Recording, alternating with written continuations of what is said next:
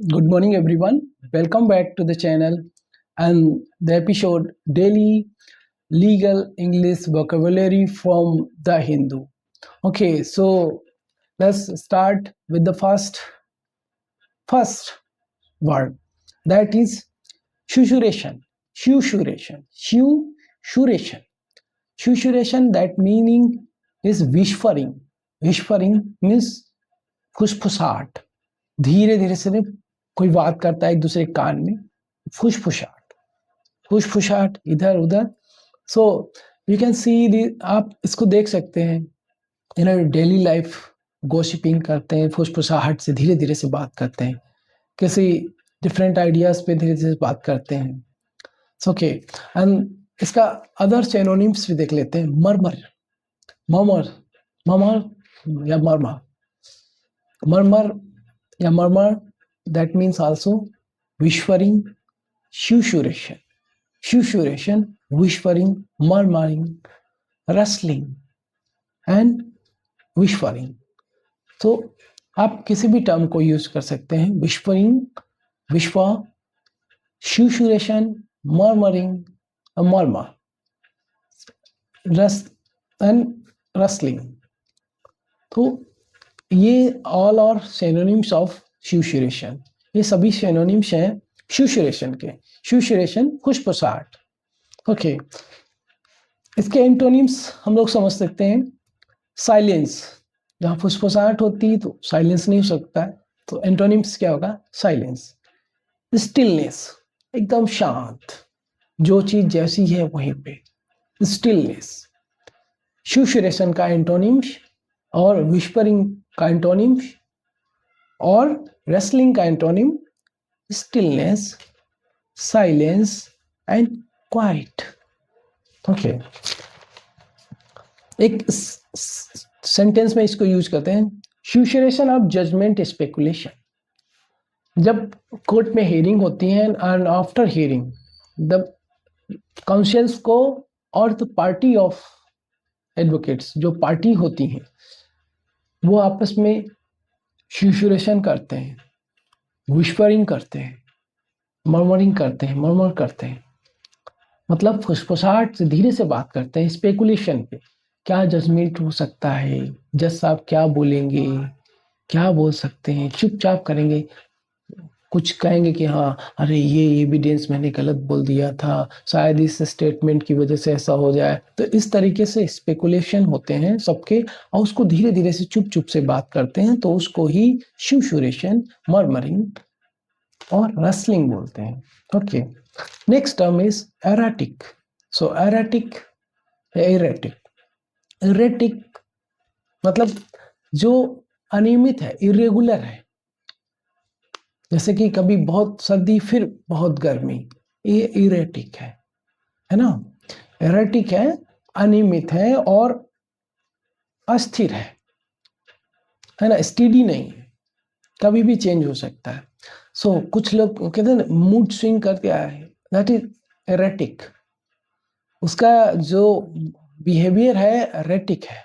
Erratic है क्योंकि वो स्टेडी नहीं है. आप स्पेकुलेशन नहीं कर सकते हैं, आप प्रशंसन नहीं कर सकते हैं कि कैसे वो बिहेव करेगा, क्योंकि वो इरेटिक है तो अनियमित है. कभी खुश खुश हंसी से बोलेगा, कभी खुश होके बोलेगा, कभी एकदम गुस्से फ्यूरियस हो जाएगा, है ना, नाराज हो जाएगा. So that is are erratic. Okay, irregular का मीनिंग होता है इरेगुलर एंड अनप्रेडिक्टिव बिहेवियर और मूवमेंट.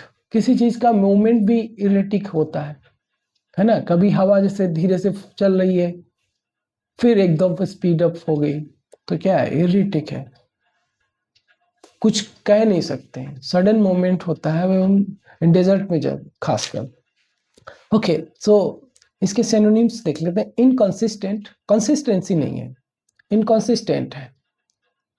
दूसरा अनप्रिडिक्टेबल, जैसा हम लोग बोला, प्रिडिक्ट नहीं कर सकते हैं, पूर्वानुमान लगा नहीं सकते आप क्या हो सकता है क्या नहीं हो सकता है.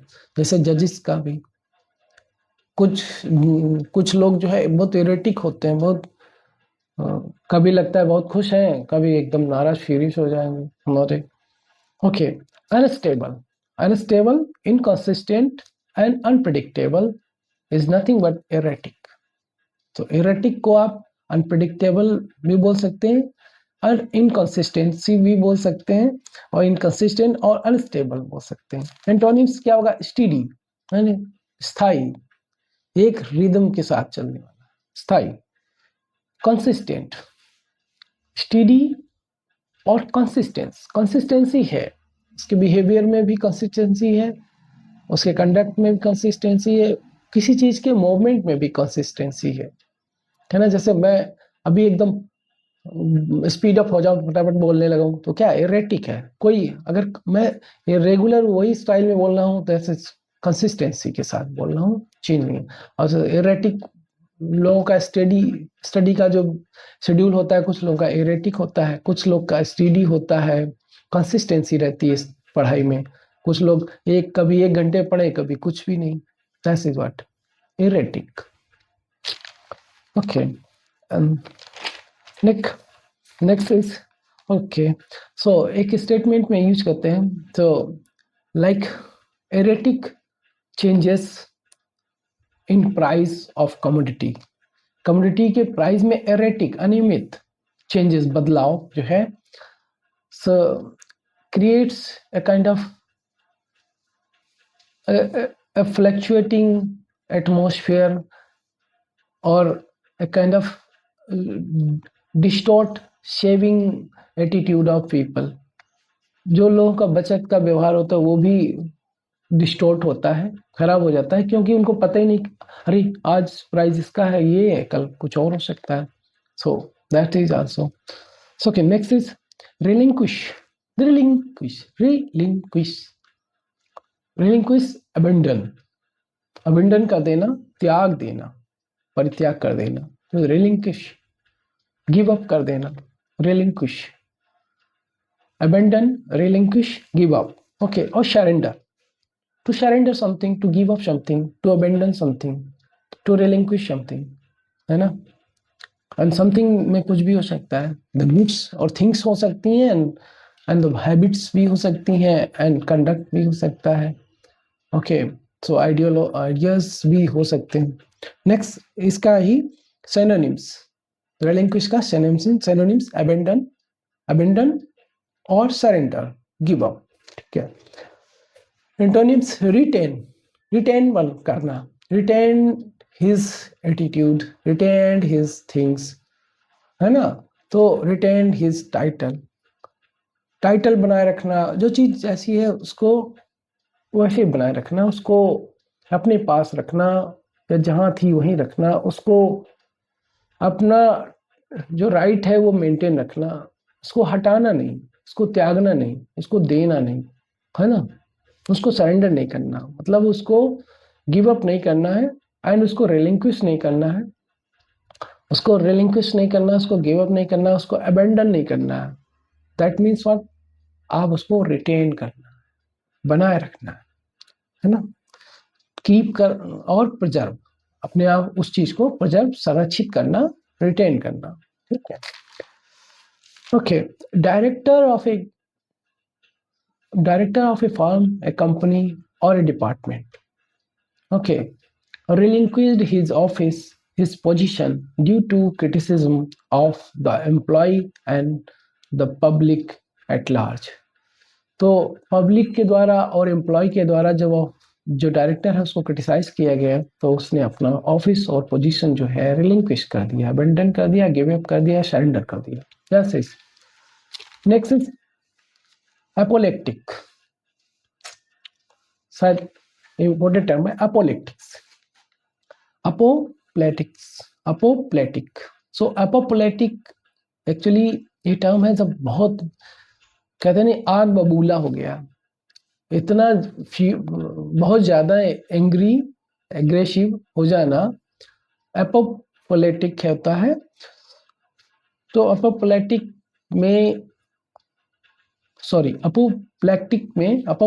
में लोग बहुत फ्यूरियस होते हैं, कंट्रोल खो देते हैं, है ना। जो कंट्रोल करने की एबिलिटी है अपने माइंड और बिहेवियर पे, वो खो देते हैं, फ्यूरियस हो जाते हैं, एंग्री से एक हायर डिग्री, एंग्री थोड़ा सा कम लेवल है उसका, और ज्यादा हायर डिग्री वो फ्यूरियस कैटेगरी में अपोप्लेक्टिक। ओके, सो अपोप्लेक्टिक्स मीन अत्यधिक क्रोधित, आग बबूला, है ना, आग का जैसा बबल होता है उस तरीके से जाना। सो मीनिंग इसका है एक्सट्रीमली एंग्री, बहुत ज्यादा एंग्री, एंग्री का हायर डिग्री। एक एंग्री होता है तो वहां तक तो ठीक है, लेकिन बहुत ज्यादा एंग्री। ओके, सिनोनिम्स इसके furious. Okay, apoplectic means furious, furious, enraged, enraged and livid। So आप अपोप्लेक्टिक का दो सिनोनिम्स तो जरूर याद रखिए। नंबर एक, furious and enraged, enraged and furious, nothing but apoplectic. Okay, इसका एंटोनिम्स, जब कोई बहुत ज्यादा एग्रेसिव है, एक्सट्रीमली एंग्री है तो अपोप्लेक्टिक है ना, फ्यूरियस हो रहा है। सो enraged है तो उसका एंटोनिम्स क्या होगा? पीसफुल, काम, कंपोज्ड, है ना, शांत और धैर्यवान, अनप्लेसिड। ठीक है, ओके, सो यूज कर लेते हैं टर्म को इसको। सो सम काउंसिल्स, कुछ जो अधिवक्ता होते हैं, advocate, some advocates use this tactic to become apoplectic. Apoplectic होके ऐसा टैक्टिक यूज करते हैं in cross examination of witness. Witness को इस तरीके, क्रॉस एग्जामिनेशन का टाइम बहुत एग्रेसिव हो, बहुत एंग्री होते हैं, ऐसा दिखाने के लिए ताकि वह कुछ विटनेस इस तरीके का स्टेटमेंट दे दे जो उनके फेवर में चला जाए।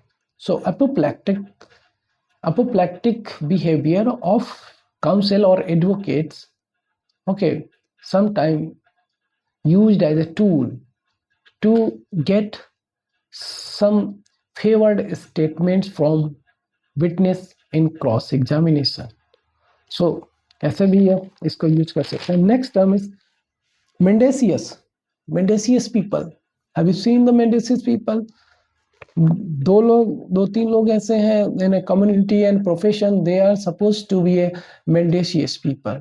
ओके, समाज में कुछ ऐसे जो प्रोफेशनल लोग हैं जिनको जो है मेंडेसियस कंसीडर करते हैं, बहुत से लोग उनको झूठा बोलते हैं। लाइक समटाइम्स दे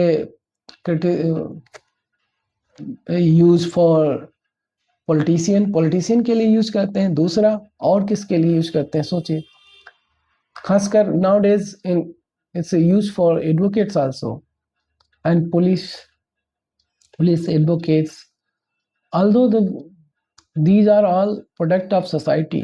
सब ये सोसाइटी के प्रोडक्ट हैं, लेकिन इनको इसी नज़र से मोस्टली लोग देखते हैं, लेकिन they are actually by product of society. So it varies individual to individual, हर व्यक्ति पर निर्भर करता है, depends on individual to individual, और जरूर नहीं सबको एक ही जैसा हो। Every one is unique and have its own traits, सबके अपने खूबियां हैं। ओके, सो मेंडेसियस झूठा बोलने वाले, झूठा बात करने वाले, असत्यवादी। तो जो असत्यवादी लोग होते हैं उनको ही हम लोग मेंडेसियस बोलते हैं।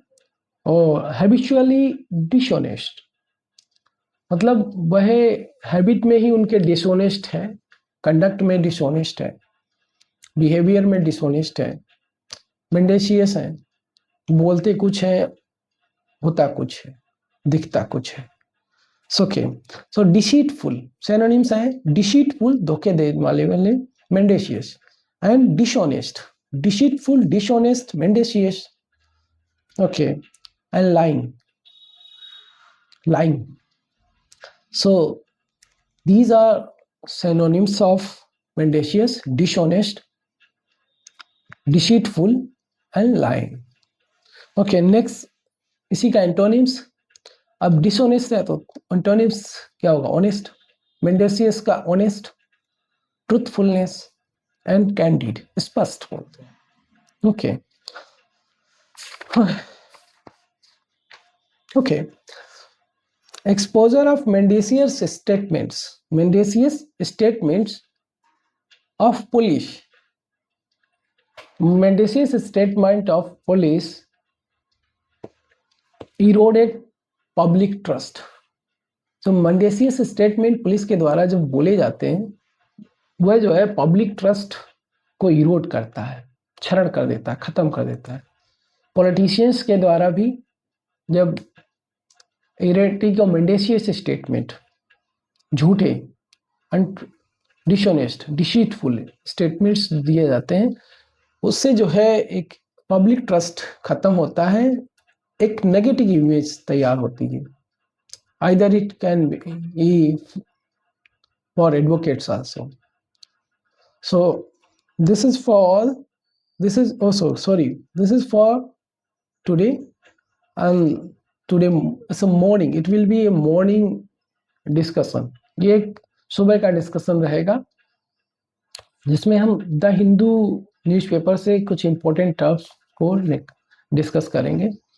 और these terms are very a kind of meaningful and beneficial to a kind of give some